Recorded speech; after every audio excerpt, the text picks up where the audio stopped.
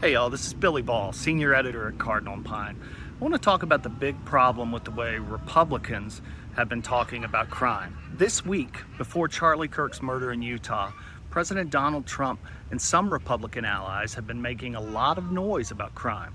It was centered around the murder of a young Ukrainian refugee named Irina Zarutska, who was killed on the Charlotte light rail in August. The man accused of her murder, DeCarlos Brown, has a long criminal record and reportedly a history of severe mental illness. Brown reportedly told his family that he believes Zarutska was trying to read his mind. This story's tragic, awful, sad.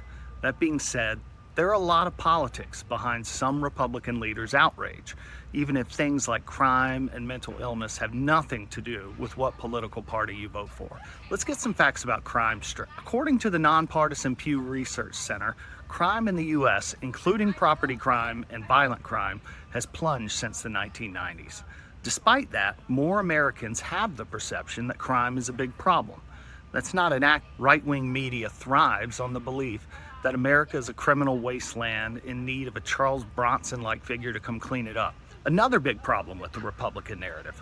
WRAL's Will Duran reported this week that the local district attorney who handled most of the accused killer's previous run-ins with law enforcement was a Republican named Andrew Murray, who Trump has since named U.S. Attorney for Western North Carolina. They forgot to mention that when they were blaming Democrats for all of this. Meanwhile, in Charlotte, violent crime is down 25% so far in 2025 when compared to 2024, according to the Charlotte Police Department. The thing with statistics is you can't make a big statement about crime in a place based on a one-year change, but there's no evidence to back up Republicans' claim this week that Charlotte leaders have, quote, lost institutional control, which is what North Carolina House Speaker Destin Hall said. Let me be clear.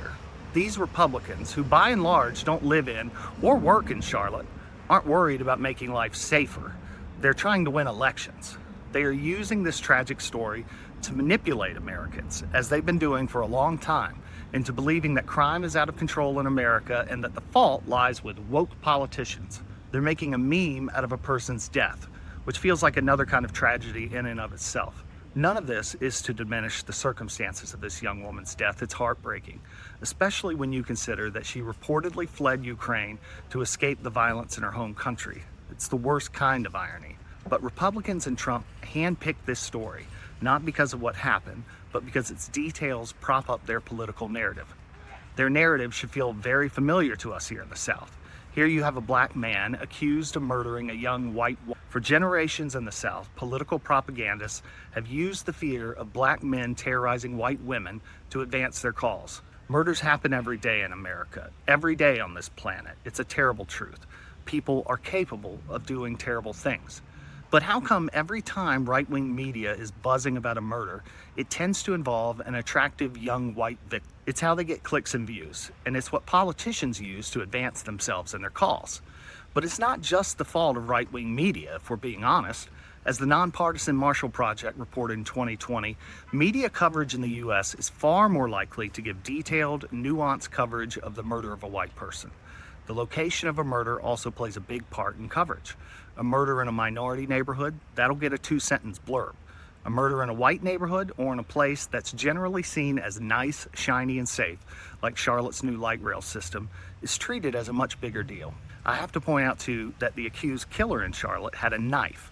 If it had been a gun, Republicans would not be so fixated on this story because they don't want people to think about gun violence in the United States, which is an actual, real statistical outlier.